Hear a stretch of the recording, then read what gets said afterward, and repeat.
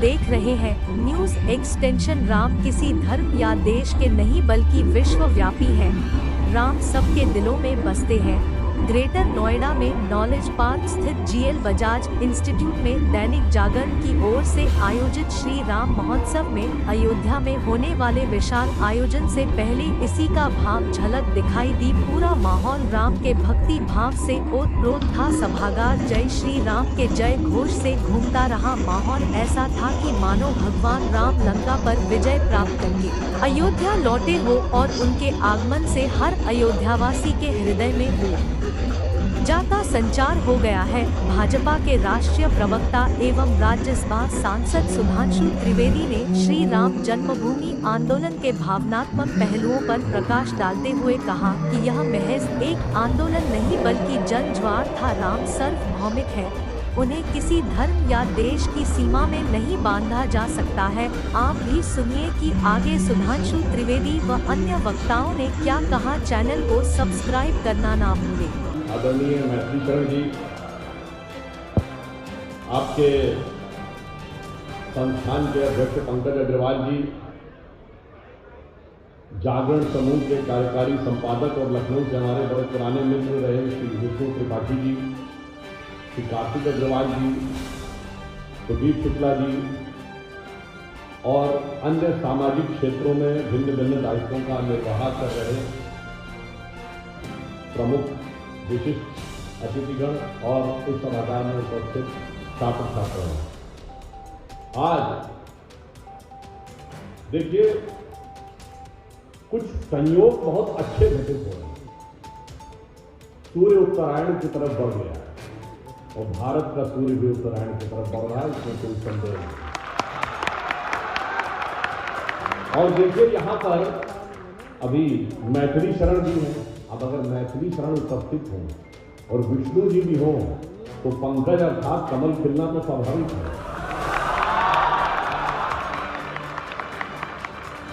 और मुझे इसलिए भी ध्यान आता है यहाँ पे कि मुझे याद आ जाता है, जैसे फिल्मों में डायलॉग होता है ना, 20 बरस पहले की बात है, मगर मुझे याद आता था 30 बरस पहले की बात है जब मैं भी छात्र हुआ करता था और श्री राम जन्मभूमि आंदोलन एक समय था। मुझे आप लोगों को देखकर वो स्मरण आता है और यह भी ध्यान आता है, मैं अप्रैल 1987 में, विष्णु जी को याद होगा, ताला खुलने के बाद मंदिर निर्माण के संकल्प को लेकर अयोध्या में एक रैली हुई थी। मैं बालक के रूप में उस रैली में गया। 9 नवंबर 1989 को जिस दिन शिलान्यास हुआ था तो हम लोगों को भी दायित्व दिया गया था। इतनी जगहों पे शिला पूजन कराना था तो हम लोग संघ में थे और संघ के भिन्न भिन्न दायित्वों का छात्र जीवन में निर्वहन कर रहे थे। तो मुझे 4 छात्रावासों में शिला पूजन कराने का दायित्व भी करने का सौभाग्य प्राप्त हुआ। अब जब हम लोग उस रैली में गए थे तो वो बड़ा प्रसिद्ध गीत, अगर आपको ध्यान हो तो उसकी पंक्ति क्या थी, जहाँ से ये भगवान राम और भारतीय समाज की संवेदना, समन्वय और क्या संबंध है ये उजागर होता है कि जन जन के मन में राम रमे और प्राण प्राण में सीता है। हर हृदय की धड़कन रामायण पग पग पर बनी गीता है। यदि राम नहीं है श्वासों में तो प्राणों का घट गीता है। तो हम लोग कहते थे, इसलिए नरनाहर श्री पुरुषोत्तम का हम मंदिर भव्य बनाएंगे। सौगंध राम की खाते हैं हम मंदिर नहीं बनाएंगे। परंतु ये चीज इतनी आसान नहीं थी। आज कुछ वैसा बताऊं जैसे हम लोग अपने बुजुर्गों के स्वतंत्रता आंदोलन के विषय में सुनते थे, वैसे युवा पीढ़ी को समझना चाहिए इतना आसान नहीं था। उस समय का शासन प्रशासन बड़ी क्रूरता दृढ़ता के साथ इसे रोकने के लिए था। तो हम लोग भी जब अयोध्या गए तो जानते क्या गीत गाया जाता था, ये तन प्रभु राम का, मन प्रभु राम का, तो हर क्षण बोलिए जय श्री राम। आस प्रभु राम की, श्वास प्रभु राम की, तो हर क्षण बोलिए जय श्री राम। लोक पर लोक यही यही मोक्ष धाम है, तो हर क्षण बोलिए जय श्री राम। और फिर आगे हम लोग कहते थे कि शासन चलाए चाहे सीने पर गोलियां, परवाह नहीं कीजिए शरीर और प्राण की। आए आपदाएं विपदाएं भले कितनी, बनाएंगे हम मंदिर सौगंध श्री राम। और हमें इस बात का बहुत हर्ष है। उस समय मैं ईमानदारी से बता रहा हूँ, छात्र के रूप में हम लोग वहां गए थे, शिला पूजन किया था, पर विश्वास नहीं था कि हमारे जीवन काल में ये दिन आएगा। परंतु जो इच्छा करी हो मन माही, राम कृपा तो दुर्लभ, वो साकार हुआ। अभी विष्णु जी बोल रहे थे, मैं ये भी कह सकता हूं, जो श्री राम जन्मभूमि का आंदोलन था वो भारत के जागरण का प्रतीक था, और जागरण का भी विकास भारत के उसी जागरण के साथ सिंक्रोनस होते हुआ। मुझे याद है 30 अक्टूबर 1990, आज की पीढ़ी को निश्चित रूप से यह पता होना चाहिए कि ये कितना कठिन था।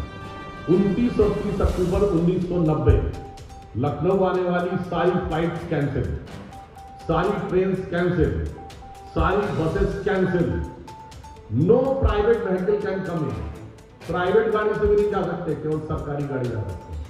और उस जमाने में इंटरनेट तो था नहीं, एसटीडी फोन से दूसरे शहर में बात हो सकती थी, और एसटीडी लाइन ब्लॉक, केवल सरकारी एसटीडी लाइन चल रही है। और अयोध्या से फैजाबाद, मतलब लखनऊ से फैजाबाद के बीच में अयोध्या जाने के रास्ते पर हर जगह पे बैरिकेडिंग लगी हुई है। और जो कहा था कि परिंदा पर नहीं मार पाएगा, तो ऐसे नहीं कहा था। इस सारी बैरिकेडिंग के बाद उस विवादित ढांचे के चारों तरफ कांटे की बाड़ लगाई गई थी, जो कम से कम 10-12 फुट थी। इसके बाद 7 लेयर्स ऑफ बैरिकेडिंग थी, जिसमें 4 मेटेलिक वो लगे थे और 3 बंदियों वाले, और सारी बैरिकेडिंग के बीच में पुलिस वाले खड़े थे। तो ऐसा नहीं है कि जिसने कहा था, अगर उस समय की सरकार ने जो परिंदा पर नहीं मार पाएगा तो हवा में कहा था, मगर वक्त का बदलाव देखिए। जो ये कहते थे परिंदा पर नहीं मार पाएगा, आज 22 जनवरी को 100 से अधिक हवाई जहाज उस अयोध्या के महर्षि वाल्मीकि अंतरराष्ट्रीय हवाई अड्डे पर उतरेंगे। बल्कि अब तो जो कहते थे परिंदा नहीं पर मार पाएगा, वो अब कहते थे हमारा इन्विटेशन कब आएगा। ये वक्त का बदलाव। अब आप सोचिए, आपको पता उसके बाद लोग कैसे अंदर चले गए। विष्णु जी को निश्चित रूप से वो पूरा विषय ध्यान होगा। अब कहा जाता है कि एक यूपी रोडवेज की बस खड़ी थी, जो पीएससी को लाने ले जाने के लिए होती थी, प्रोविंशियल आर्म कांस्टेबलरी, जो यूपी पुलिस का एक स्पेशल फोर्स है। तो एक साधु बाबा उसमें घुस गए, और कहा जाता है वो पहले रोडवेज में ड्राइवर रहे थे, उन्हें रोड चलाना आता था, और तमाम साधु लोग उस बस में घुस गए, और वो बस अयोध्या की गलियों में से गई, और वो बैरिकेडिंग को तोड़ते तोड़ते तोड़ते तोड़ते वहां तक पहुंच गई जहां पर की कांटे की बाढ़ लगी हुई। अब कांटे की बाढ़ तो थी 12 फुट की, मगर जब बस उससे जाके लग गई तो बस के खिड़कियों से लोग चढ़ के बस की छत पे आ गए, और उससे अंदर जाकर कूद गए, और उन्होंने गेट का ताला तोड़कर उसे खोल दिया।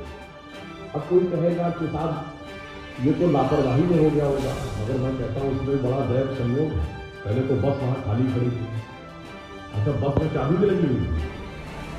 अच्छा चलिए, जो चलाने वाला था वो इतना एक्सपर्ट था कि बगैर चाबी के उसने खोल लिया, गाड़ी को चला दिया। अब आप सोचिए, उन पतली गलियों में बस को चलाना इतना आसान काम नहीं, कहीं भी बस टकरा कर रुक सकती थी। इसके बावजूद इतनी कुशलता से बस चली कि आगे चलती चली गई।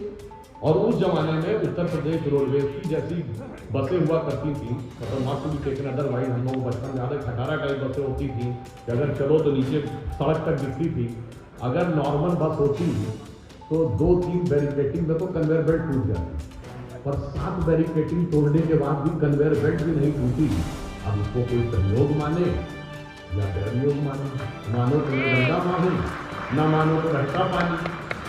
और उसके बाद यह भी ध्यान रखने की बात है, मुझे याद है 30 अक्टूबर 1990 के दिन बड़ी बेचैनी थी। सवेरे का अखबार, हमारे यहाँ जागरण आता था हिंदी के लिए, और अंग्रेजी में टाइम्स ऑफ इंडिया आता था। जागरण ने लिखा, हेडिंग ये थी, आज 30 अक्टूबर है। तो 30 अक्टूबर इतने दिनों से सुना जा रहा था कि सबके मन में एक सेंसेशन था। मुझे ये भी याद है कि 28 अक्टूबर को अटल जी की एक सभा तय थी लखनऊ के अमीनाबाद वाले झंडेवाला पार्क में, और अटल जी को एयरपोर्ट पर ही अरेस्ट कर लिया गया। सभा के लिए हम लोग वहां पहुंचे थे, बाद में पुलिस ने तितर कर दिया था। अब उसके बाद अंग्रेजी के अखबारों की हेडिंग जानते क्या थी? Nation zero hour. अब उस जमाने में तो ना मोबाइल था, ना इंटरनेट था, इंडिपेंडेंट मीडिया भी नहीं था। दोपहर में 2 बजे आकाशवाणी से समाचार आते थे, 2 से 2:10 हिंदी के, फिर 2:10 से 2:20 इंग्लिश के। हम लोग बड़ा कान लगा के सुने क्या हुआ, तो उनका जी कुछ नहीं हुआ, चंद लोग इकट्ठा हुए थे सरयू के पुल के बाहर और उन्हें खदेड़ दिया। 3 बजे 5 मिनट का समाचार दूरदर्शन में आना शुरू किया, 5-5 मिनट का हिंदी इंग्लिश, वो सुना, उसमें जी कुछ नहीं हुआ। अब हम लोगों को जो जानकारी थी उसके हिसाब से ऐसा तो नहीं हो सकता, क्योंकि सड़कें ब्लॉक कर दी गई थी, लोग गाँवों खेत होते हुए पगडंडी के द्वारा पहुंच गए थे। और मैं आपको ये भी बात बताऊं, उस समय क्योंकि सिर्फ सरकारी रेडियो था, तो उस समय बीबीसी को लोग सुनते थे कि कम से कम सरकार के अलावा की कुछ वो मिलेगी। तो अगर किसी के पास बीबीसी की पुरानी आर्काइव्स निकाल सके अक्टूबर एंड की 1990 की, तो मुझे बहुत अच्छी तरीके से याद है कि उसमें उन्होंने कहा था कि ये भारत छोड़ो आंदोलन से कहीं बड़ा आंदोलन है, और उसका उन्होंने आधार दिया। विश्व हिंदू परिषद ने दावा किया था कि 20 से 25 लाख लोग गिरफ्तार हुए, सरकार ने स्वीकार किया था कि 5.5 से 6 लाख लोग गिरफ्तार हुए यूपी गवर्नमेंट ने। जबकि भारत छोड़ो आंदोलन में यूपी गवर्नमेंट ने एक्सेप्ट किया था, उस समय अंग्रेजों की सरकार ने, कि 20,000 लोग गिरफ्तार हुए, कांग्रेस ने दावा किया था 1 लाख लोग गिरफ्तार हुए, यानी 20 गुने का अंतर। जबकि आबादी 1942 से 1990 के बीच में डबल भी नहीं हुई थी, यानी अगर पॉपुलेशन को भी कंसिडरेशन कर लें तो 10 टाइम्स ज्यादा लोग इसमें इन्वॉल्व थे। ये बीबीसी ने अपनी एक रिपोर्ट में बताया था, जो मुझे याद है, इसलिए मैं कह रहा हूं लास्ट वीक ऑफ अक्टूबर के अगर बीबीसी के हिंदी सेवा के आर्काइव को निकालेंगे तो उसमें चीज आ जाएगी। मैं सिर्फ इसलिए बता रहा हूं कि कितना भारी आंदोलन था, ये आपको समझने की आवश्यकता। और उसके बाद क्या हुआ, रात को आपको याद हो 9:15 बजे आकाशवाणी से भी समाचार आते थे, 15-15 मिनट के, 9:15 बजे, और दूरदर्शन में भी आते। दूरदर्शन आकाशवाणी दोनों ने कहा कुछ भी घटना नहीं हुई, केवल चंद लोग शरीर के पुल के उस तरफ इकट्ठा हुए थे, पुलिस ने हल्का बल प्रयोग करके उनको तितर-बितर कर दिया। नेक्स्ट डे मॉर्निंग अखबारों के ऊपर कारतूसों की गुंबदों पर चढ़ी हुई तस्वीरें और बल फहराते हुए तस्वीरें, सरकार शर्म से पानी पा रही है।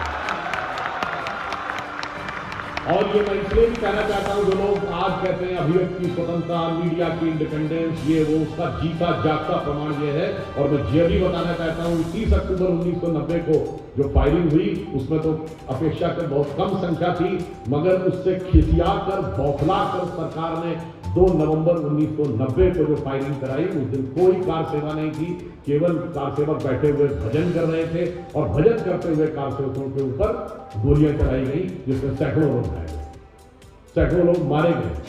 325 की लिस्ट विश्व हिंदू परिषद ने कोर्ट की प्रोसीडिंग में दी थी, जिसमें मारे गए और घायल हुए लोगों की ऑफिशियली यूपी गवर्नमेंट ने सिर्फ 16 एक्सेप्ट किए। आप ये समझिए कि कितना बड़ा आंदोलन था, इससे आप अंदाजा लगा सकते हैं। इतना, और एक और बात आता है, जेपी मूवमेंट हुआ तो वो नॉर्थ इंडिया तक सीमित रहा, परंतु इस आंदोलन में भारी संख्या में कार सेवक दक्षिण भारत से, भारी संख्या में गुजरात से आए, आंध्र प्रदेश से आए, यानी ये पूरा एक नेशन कलेक्टिव कॉन्शियसनेस के साथ उभर रहा। और यहां मैं ये भी बात बताना चाहता हूं, इसको आप लॉजिकली भी समझें, ये होना ही था एक न एक दिन। वो 1990 में होता राम मंदिर के माध्यम से, या 92 में होता, या 95 में होता, किसी भी चीज के माध्यम से होता, उसका कारण जानते हैं? हम सन 47 में आजाद हुए। इस देश की मूल प्रवृत्ति क्या है? इस देश की मूल प्रवृत्ति जो हमें सेकुलर समझाया जाता है, पहले मैं बच्चों से कहूंगा जाके चेक करिएगा, सेकुलर वर्ड का लिटरल मीनिंग क्या होता है। धर्मनिरपेक्ष नहीं होता। इवन जो ट्रांसलेशन ऑफिशियल है गवर्नमेंट ऑफ इंडिया का, कॉन्स्टिट्यूशन का, वहां सेकुलर का ट्रांसलेशन पंथ निरपेक्ष, मगर हमें धर्मनिरपेक्ष पढ़ाया है। वास्तविकता में क्या है, सेकुलर वर्ड का जो लिटरल मीनिंग है, अगर आप ऑक्सफोर्ड की क्लासिकल डिक्शनरी में देखेंगे तो उसका मीनिंग लिखा रहता है, it connection to the mundane activities in contrast to spiritualism, यानी भौतिकवादी या अध्यात्म विरोधी, ये उसका अर्थ होता था। मगर हमें धर्मनिरपेक्ष कहकर इस देश को धर्म से अलग करने का प्रयास किया गया, जो सरासर गलत था। संविधान निर्माताओं ने जब भारत के राष्ट्रीय ध्वज के ऊपर अशोक का धम्म चक्र रखा था, तो वो धम्म चक्र है सारनाथ का, अर्थात धर्म चक्र। संसद के लोकसभा अध्यक्ष की पीठ के पीछे लिखा हुआ है धर्म चक्र प्रवर्तन, यानी सारी संसद धर्म के चक्र के प्रवर्तन के लिए। सर्वोच्च न्यायालय के एम्ब्लम को देखिए, उसमें लिखा हुआ है यथो धर्मस तथो जय, जहां धर्म है वही विजय है। ये धर्म प्राण देश, और इसकी ऊर्जा तभी जागृत होती है, जब धर्म जागृत होता है। अगर आप देखें 1857 का जो स्वतंत्रता संग्राम था, उसके मूल में धार्मिक कारण था। फिर स्वराज का आंदोलन जब लोकमान्य तिलक ने प्रारंभ किया तो सबसे पहले गणतंत्र जयंती आज जो महाराष्ट्र में मनाई जाती है, इसको संस्थागत व्यवस्थित स्वरूप लोकमान्य तिलक ने दिया गणतंत्र जयंती के माध्यम से। महात्मा गांधी ने जो 1920 में शुरुआत की तो राम राज्य के नाम के साथ, राम राज्य के आदर्श के साथ। 47 में देश की स्वतंत्रता हुई तो धर्म के आधार पर दुखद विभाजन के साथ हुई। इसलिए इस भारत की जो स्वाभाविक प्रवृत्ति है, ये भारतीय समाज भावनात्मक दृष्टि से धर्म प्राण समाज है। तो धर्म का तब तो उदय हो नहीं होना था। उस समय आजादी मिले 42-43 साल हो गए, यानी जो लोग उस समय 50-55 साल की उम्र में थे, उनकी लिविंग मेमोरी में ब्रिटिश रूल नहीं थी। यानी भारत अपनी नेचुरल माइंडसेट में उभर कर आ रहा। तो 90 के दशक में 40 से 50 साल पूरा होने पे भारत की नैसर्गिक प्रवृत्ति बनी थी और वो राम मंदिर के माध्यम से उभरी। मगर मैं ये भी बताना चाहता हूं कि उस समय जिस प्रकार का वातावरण था, जो लोग आज हमको बताते हैं कि विकास की बात करिए और मंदिर की बात नहीं करिए, तो मैं कहना चाहूंगा बच्चों से जाकर चेक करिएगा 1991, 92, 90 से 92 जब मंदिर का आंदोलन चल रहा था, उस समय की सरकारें क्या कह रही थी? उस समय भारत का फॉरेन एक्सचेंज रिजर्व कितना था? Less than 1 billion. हमारी अर्थव्यवस्था ध्वस्त होने के कगार पे आ गई थी, भारत बैंकक्रप्ट होने के कगार पे था। अप्रैल 1991 चंद्रशेखर जी की सरकार में सोना गिरवी रखा गया था। जुलाई और सितंबर 1991 2 बार रुपये का डिवैल्यूएशन किया गया था। रेट ऑफ इन्फ्लेशन 17% थी, बेरोजगारी प्रचंड थी, सरकार में नौकरियां बंद थी, प्राइवेट में कोई नौकरी मिल नहीं रही थी। और उस समय ये लोग बेरोजगारी और आर्थिक विकास की बात नहीं करते थे। ये कहते थे हम मस्जिद बचाएंगे, तो कोई कहता था मंदिर बनाएंगे, जबकि सर्वोच्च न्यायालय ने सदैव उसको विवादित ढांचा और डिस्प्यूटेड स्ट्रक्चर कहा। इन्होंने मस्जिद कह कहकर धार्मिक भावनाएं भड़काने का। मगर ये भी आप वक्त का बदलाव देखिए कि जब राम मंदिर, और एक और आपको बात बताओ, 1949 22 और 23 दिसंबर 1949 की रात जब वहां मूर्तियां प्रकट हुई, श्री राम लला प्रकट हुए, तो आपको पता उसकी पहली गवाही किसने दी? उसको पहले लाइट दिखाई थी, जो राज की।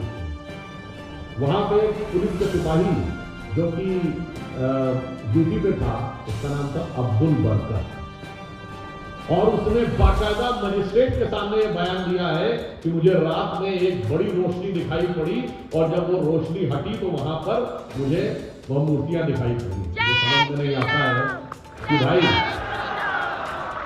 अब्दुल बरकत को तो रोशनी दिख गई थी, पर आज वालों की फितरत पता नहीं कैसी है, इनको कब रोशनी दिखेगी ये भगवान जाने।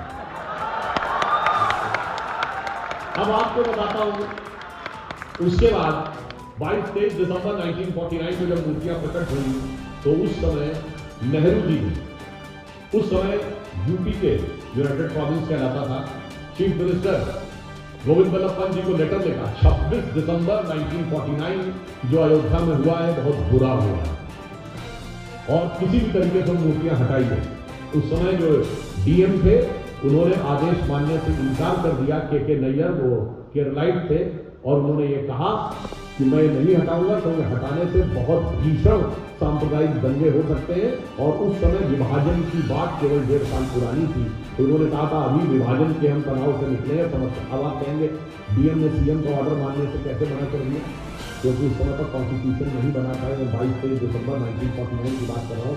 कॉन्स्टिट्यूशन 26 जनवरी 1950 से लागू हुआ। तब तक सीएम की पावर्स डिफाइंड नहीं थी, डीएम की पावर इंपीरियल सिविल सर्विसेज के रूल्स से डिफाइंड थी और वो एब्सोल्यूट थी। और मैंने तो यहां तक सुना है, मैं इसका पुष्टि नहीं करता क्योंकि लोग कहते हैं जो पुराना पायनियर अखबार था उसमें यह भी था कि पंत जी ने वहां जाने का प्रयास किया तो फैजाबाद के सर्किट हाउस में डीएम ने उनको रोक दिया। तो अखबार में यह भी हेडिंग निकली, चीफ मिनिस्टर अंडर अरेस्ट, क्योंकि डीएम को यह पावर थी कि अगर उसको लगे कि कोई कानून व्यवस्था की स्थिति हो रही तो किसी को भी रोक सकता था। और तब तक सीएम क्या है ये डिफाइंड नहीं, गवर्नर डिफाइंड था उस समय में। तो आप सोचिए जिन्होंने लिखा कि बहुत बुरा हुआ। और आपको एक फैक्ट और बताऊं, 12 साल तक मुस्लिम पक्ष उसमें पक्षकारी नहीं बना। टाइटिल सूट जो होता है उसकी एक मियाद होती है 12 साल। अगर 12 साल के अंदर आपने लैंड पे क्लेम नहीं किया तो वो क्लेम फोर्फिटेड। और इस बारे में के मोहम्मद ने, जो आर्कियोलॉजिकल सर्वे के अधिकारी थे, उन्होंने अपने मेमोयर में लिखा है कि वो 12 साल इसलिए नहीं किया कि मुस्लिम समाज में बहुत बड़ा वर्ग था जो सोच रहा था कि हमें इस चीज में नहीं पढ़ना चाहिए, इस स्थान का हमारे लिए कोई खास महत्व नहीं है, हिंदुओं के लिए इस स्थान का बहुत महत्व है, हमें छोड़ देना चाहिए। मगर तब लिबरल उन्होंने जा जाके उनके कान भरे, और जब 12 साल की मियाद पूरी होने में एक हफ्ता रह गया था, दैट वाज दिसंबर 1961, तब यह टाइटल सूट फाइल किया गया कि हमको भी फाइल किया। आप इससे समझिए कि चीज स्वतः समाधान हो सकता था। अगर सोमनाथ का मंदिर उस समय समाधान हो सकता था तो श्री राम मंदिर क्यों नहीं उस समय समाधान हो। जब हम लोग छात्र जीवन में थे तो विचारक आए हमारी यूनिवर्सिटी में, तो उनसे सवाल पूछा कि आज आप लोग इसको मुद्दा बना रहे हैं, जब आज़ादी के जस्ट बाद सोमनाथ का मंदिर सॉल्व हो गया तो ये राम मंदिर क्यों नहीं सॉल्व हो गया। तो उन्होंने मजाक में हंसते हुए कहा शायद इसलिए सॉल्व न हो पाया हो कि सोमनाथ सरदार पटेल के प्रोविंस से पड़ गया था और ये नेहरू जी के प्रोविंस से पड़ गया। और उन्होंने कहा शायद इसीलिए सारी रियासतें सॉल्व हो गई, जो रियासतों का महकमा सरदार पटेल के पास था उसमें से एक एक्सक्लूसिवली नेहरू जी ने अपने पास रख ली थी, वो कश्मीर, वो आज तक सॉल्व नहीं होता। वो अगस्त 2019 में जाके सॉल्व हुई मोदी जी के नेतृत्व में, जब हमारे गृह मंत्री अमित शाह जी ने संसद में पास कराया। तो मैं इसे ये बताना चाहता हूं सॉल्व कभी नहीं हो सकता था। फिर 1976 में रूटीन खुदाई हो रही और लोकल सर्वे रूटीन खुदाई करता है तो नीचे खंभे निकल आए, और उस खुदाई का नेतृत्व के मोहम्मद कर रहे थे as joint director of archaeological survey of India. उन्होंने बताया कि लेफ्टिस्ट हिस्टोरियंस के दबाव में खुदाई रुकवा दी। अब एक और आपको बात बताऊं, वो खुदाई रुकवाई गई किस चीज के लिए कि सबूत ना निकलने पाए, और कोर्ट से इसके ले लिया गया कि खुदाई नहीं करवाई जाएगी। देखिए भगवान राम इस स्थिति तक जानते कैसे पहुंचे हैं, जो साइंस डेवलप करती गई है कि उसको भगवान के सबूत भी सामने उठकर आते हैं। मैं आपको उदाहरण बताऊंगा। अब इन्होंने उस पर स्टे करवा दिया। अब उसके बाद 1989 में एक बार फिर यह विचार आया मुस्लिम्स में कि हमको इस पर क्लेम छोड़ देना चाहिए। फिर भी सब लोगों ने उनको भड़काया, कम्युनिस्टों ने, लेफ्टिस्टों ने, लिबरल का बताया। बहुत से ऐसे शब्द होते हैं जो आपको बहुत अच्छे ढंग से समझने चाहिए कि इनमें क्या क्या चीजें खतरनाक होती हैं। जैसे एक शब्द होता है लेफ्ट लिबरल, एक कम्युनिस्ट कंट्री बताइए कि लिबरल है जहां रेट की स्वतंत्रता, मतलब जो लेफ्ट कभी लिबरल हो ही नहीं सकता। अगर कोई ये कहे कि I am a left liberal, it's like somebody saying I am a devout atheist. मैं बहुत ईश्वर भक्त नास्तिक हूं।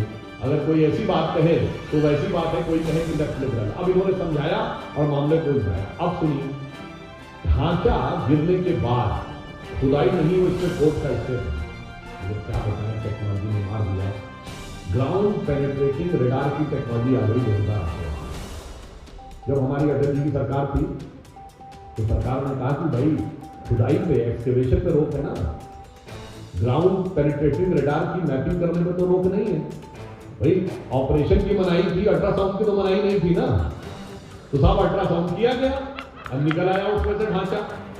अब जब हाई कोर्ट के सामने रखा, हाई कोर्ट ने परमिशन दे दी। जब ढांचा दिख रहा है तो उसको खुदाई करवाइए। अब खुदाई करे, उसमें दर्जनों खंभे निकल आए। अब सुनिए क्या हुआ, जो मस्जिद के खंभे थे, Lucknow bench of Allahabad high court का 30 सितंबर 2010 का जजमेंट अगर आप पढ़ेंगे उसमें तो बहुत डिटेल में सारा है। वो ऊपर से तो मस्जिद के खंभे थे और नीचे जाने से वो मंदिर के खंभे थे।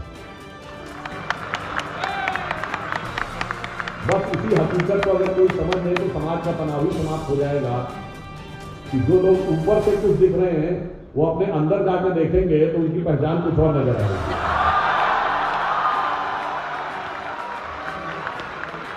इसको ऐसे भी ध्यान रखिए, भारत का पहला गणतंत्र दिवस जब हुआ था 26 जनवरी 1950 को, तो भारत में परंपरा है कि कोई ना कोई हेड ऑफ स्टेट गणतंत्र दिवस का चीफ गेस्ट होता है। तो पहले वाले चीफ गेस्ट थे इंडोनेशिया के उस समय के राष्ट्रपति अहमद सुकर्णो। अहमद सुकर्णो, पहले तो ये समझिए, सुकर्ण यानी कर्ण के नाम से है, और इंडोनेशिया दुनिया का सबसे बड़ा मुस्लिम देश है।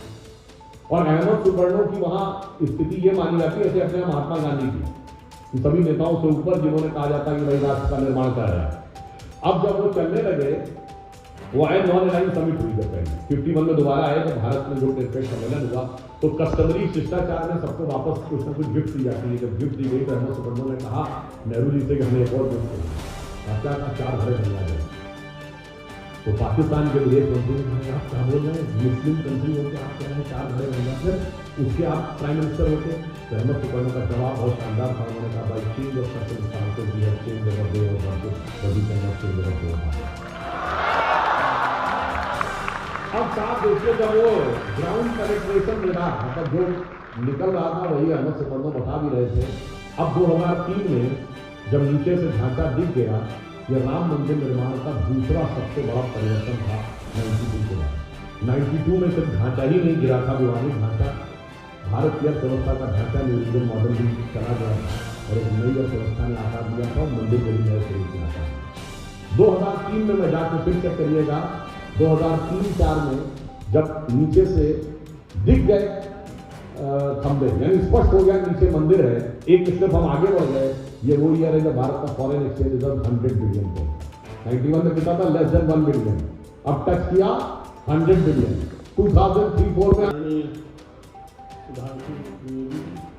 और सभागार में उपस्थित सभी भक्तजन,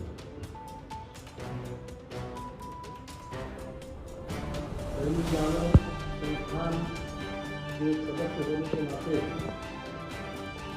ये बड़े संतोष का विषय है कि हम अपने समाचार पत्र राम जन्मभूमि सदस्य जो बहुत अत्यंत और छोटी सी संख्या है इसके बारे में आपको बताएं, लेकिन वास्तव में इसके जरिए ये जो दैनिक जागरण का जो कथित योगदान बहुत छोटा योगदान था।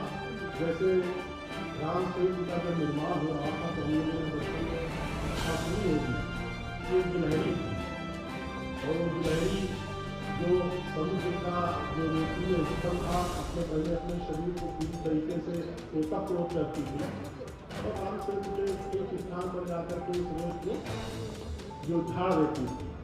भगवान राम ने उसको आशीर्वाद दिया। अभी भी हम लोग बचपन में जो ऐसा बताया गया कि गिलहरी के ऊपर जो 3 धाराएं हैं, इसी गिलहरी पर तो भगवान राम के उसी आशीर्वाद की धाराएं हैं जो उन्होंने अंगुलियों से गिलहरी पर तोड़ी थी। तो हम भी एक गिलहरी जैसा योगदान महसूस करते हैं राम जन्मभूमि में।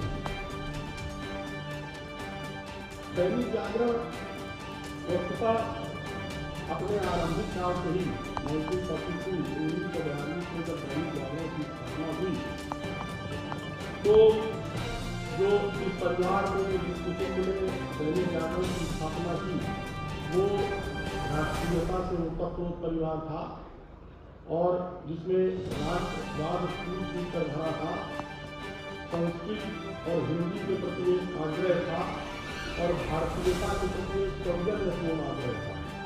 और वो जो उस परिवार, उस कुटुंब, उस समूह और उस संस्थान के जो DNA में या जो उसके गुणसूत्र में ये जो तत्व कर भरे हुए थे, उसी का कहीं न कहीं ये परिणाम था कि जहाँ 1985-86 से जब राम जन्मभूमि मुक्ति यज्ञ का जो ये चरण है जिसकी अब परिणति हम 22 जनवरी को देखने वाले हैं, तो उस यज्ञ में कहीं न कहीं जब अन्य समाचार माध्यम, उस समय टीवी तो होते नहीं थे, केवल एक सरकारी मीडिया था जो दूरदर्शन था, सिर्फ प्रिंट था, इंटरनेट मीडिया नहीं था।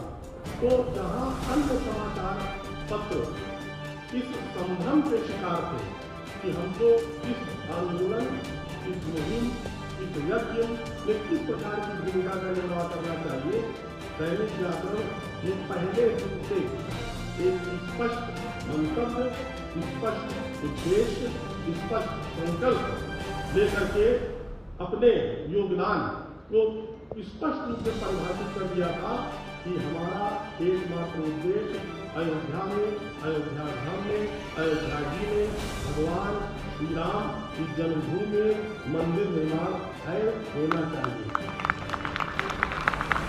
किसी भी प्रकार की दुविधा नहीं थी। मैं उस समय लखनऊ में था और मैं दो लोगों का व्यक्तिगत तौर पर, यद्यपि संस्थागत जब प्रयास होते हैं तो उसमें व्यक्तिगत योगदान का कोई स्थान नहीं होता है, लेकिन मैं इस अवसर पर दो लोगों का स्मरण करना चाहूँगा। एक हमारे दैनिक जागरण समूह के यशस्वी प्रधान संपादक, संस्थापक संपादक आदरणीय परम पूज्य दिवंगत श्री नरेंद्र मोहन जी, और दूसरे जो उस समय जो लखनऊ यूनिट थी, और लखनऊ यूनिट का मैं इसलिए कर रहा हूँ कि अगर आप थोड़ा सा न्यूज़पेपर के स्ट्रक्चर के बारे में परिकल्पना करेंगे तो लखनऊ यूनिट का इसलिए महत्वपूर्ण योगदान होता था क्योंकि जो हमारी अयोध्या जी है, जो पूर्ववर्ती फैजाबाद जिला था, तो लखनऊ यूनिट का जो प्रसार क्षेत्र है, जो जो जो जहाँ पर नेटवर्क है, अलग अलग यूनिटें होती हैं, उनके दायरे में जो जुड़े आते हैं, तो अयोध्या जी उस लखनऊ यूनिट के दायरे में आती थी और आज भी आती हैं। तो इसलिए अयोध्या में राम जन्मभूमि यज्ञ के कवरेज का जो प्रत्यक्ष जो कारोबार था, जो उत्तरदायित्व था, जो कर्तव्य था, वो लखनऊ यूनिट में था। तो दूसरे जो महापुरुष का मैं नाम इस समय लेना चाहता हूँ वो आदरणीय उस समय लखनऊ यूनिट के स्थानीय संपादक श्री विनोद शुक्ल। टोटल दैनिक जागरण का जो कवरेज था और जो दृष्टि थी, उसमें नरेंद्र मोहन जी का विजन था, उनकी दृष्टि, और विनोद शुक्ला जी की सृष्टि, उनका मिशन था, क्योंकि वो वहाँ के स्थानीय संपादक थे। नरेंद्र मोहन जी दृष्टि देते थे और फिर जो सृष्टि और जो सारा प्रोडक्शन और कंटेंट जनरेशन होता था वो विनोद शुक्ल जी के नेतृत्व में होता था। कभी कभी नरेंद्र मोहन जी का कानपुर से, वो कानपुर में बैठते थे और कानपुर से उनका लखनऊ आना होता था। तो ये जो आज आप देखिए कि ये जो आज एक शब्द है और वो शब्द बार बार आ रहा है, स्लोगन हो गया है, सबके राम, सबके राम। हमारा भी जो श्री रामोत्सव है उसकी भी जो मेन थीम है वो सबके राम है, और अब तो सब जगह सबके राम कह रहे हैं। लेकिन मैं आपको बताता हूँ कि 1989-90 में जब अयोध्या में गतिविधियाँ, प्रत्यक्ष गतिविधियाँ आरंभ हुई, तो नरेंद्र मोहन जी का कहना था कि हम उन राम के उपासक हैं जो सबके, ये क्योंकि इसमें जो मीडिया का दरअसल ये देश का दुर्भाग्य है, मैं दुर्भाग्य नहीं कहूँगा कि स्वतंत्रता के उपरांत समाचार माध्यमों में, और जब हम समाचार माध्यम देखते हैं तो समाचार पत्र, अखबार या फिर मीडिया का ही हित होता है, क्योंकि जो विजुअल मीडिया है, इंटरनेट मीडिया है, उसका बहुत छोटी सी आई है। तो बहुत ही योजनाबद्ध तरीके से समाचार प्रतिष्ठानों में एक जो वामपंथी सोच था, वामपंथी अवधारणा थी, जो लेफ्ट अप्रोच थी, उसका जबरदस्त प्राबल्य है। तो उस समय मीडिया में एक प्रकार का संकोच भी था, एक संकोच था, ये हमारे लिए किस तरह का विषय होना चाहिए। कुछ समाचार पत्रों में, या मैं कुछ समय कह सकता हूँ कि जिस समय राम जन्मभूमि मुक्ति यज्ञ का 21 चरण का आरंभ हुआ, तो लगभग सभी समाचार पत्र जो हिंदी के थे, अंग्रेजी के थे, उनके लिए अयोध्या का जो आंदोलन था वह एक समाचार का विषय था। वो उसमें समाचार देखते थे, वो उसमें स्टोरी देखते थे। लेकिन दैनिक जागरण समाचार पत्र एकमात्र ऐसा समाचार पत्र था जो उसमें समाचार नहीं बल्कि विचार देखता था, दृष्टि देखता था, उसमें अपने कर्तव्य और उत्तरदायित्व की अनुभूति देखता था। तो जो मैंने अभी आपसे कहा कि नरेंद्र मोहन जी का कहना था कि इस पूरे आयोजन में, इस यज्ञ में हमारे राम वो है जो सबके राम। सबके राम दो दृष्टि से होते हैं। एक राम वो है जो महर्षि वाल्मीकि के हैं, जो दशरथ के पुत्र हैं। एक राम वो है जो गोस्वामी तुलसीदास जी के हैं, मर्यादा पुरुषोत्तम राम है। एक राम वो है जो निर्गुण निराकार है, कबीर के हैं, और एक राम वो है जो गुरु नानक देव जी के। लेकिन सबके राम की एक परिभाषा ये होती है जो वाल्मीकि के हैं, तुलसी के हैं, कबीर के हैं, जो गुरु नानक देव जी के हैं, और फिर दूसरी परिभाषा होती है जो सबके राम, जो हम सबके राम। ये उन्होंने दृष्टि दी, और दैनिक जागरण में उसी दृष्टि को लेकर के पूरे राम जन्मभूमि यज्ञ, हम इसको आंदोलन कहने से संकोच नहीं करते हैं, लेकिन यज्ञ पर थोड़ा सा हम जोर देते हैं, क्योंकि हमारे समाचार पत्र समूह के लिए ये एक यज्ञ था। पिछले वर्ष सदगुरु जग्गी वासुदेव जी के चरणों से पवित्र हुई।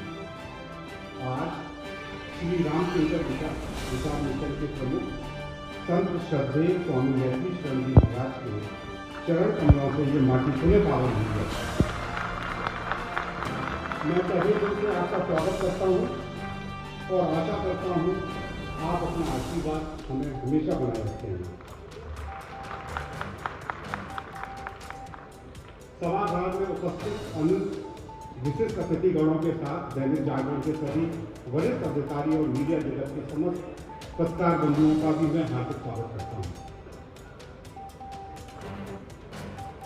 भगवान श्री राम ने अपने जीवन में हमें अनेक महत्वपूर्ण सीख दी है, जो आज के समय में भी हमारा मार्गदर्शन करते हैं। उनकी शिक्षाओं में नैतिकता, साहस और कठिन समय में धैर्य बनाए रखना जैसे महत्वपूर्ण सिद्धांत हैं, जो हमें अपने जीवन में अच्छे आदर्श बनाने की दिशा में प्रेरित करते हैं। जीएल बजाज भी इसी सिद्धांत पर चलता है और इसी के चलते गत वर्ष हमें 3+1 मिला है, जो हमारी उच्च शिक्षा की मानव गुणवत्ता को दर्शाता है। हमारा महाविद्यालय इनोवेशन और एंटरप्रेन्योरशिप को बढ़ावा देने के लिए GL Bajaj centre of research and incubation के अंतर्गत 47 स्टार्टअप्स को आवासित कर चुका है और इसके लिए बिल गेट्स ने हमें विशेष रूप से सराहा है एवं आदरणीय प्रधानमंत्री श्री नरेंद्र मोदी जी द्वारा 2 छात्रों को स्टार्टअप्स के लिए सम्मानित भी किया जा चुका है। पिछले दिनों सड़क एवं परिवहन राज्य मंत्री जनरल वीके सिंह जी द्वारा उद्घाटित एवीएम सेंटर ऑफ एक्सीलेंस ने इलेक्ट्रिक वाहन बनाने के लिए एक महत्वपूर्ण जिम्मा उठाया है। मेरा ये मानना है कि ये सारे कार्य करने की प्रेरणा हमें ईश्वर भक्ति से आती है। तो चलिए आज का ये दिन हम राम में होकर बिताएं, क्योंकि कहा गया है राम रामेति रमे रामो मनोरमे सहस्र नाम ततुल्यम राम नाम भराणे। अर्थात राम हर कण में है और एक बार राम नाम लेना 1000 देवी देवताओं के नाम लेने के बराबर है। जय श्री राम, जय हिंद, जय भारत।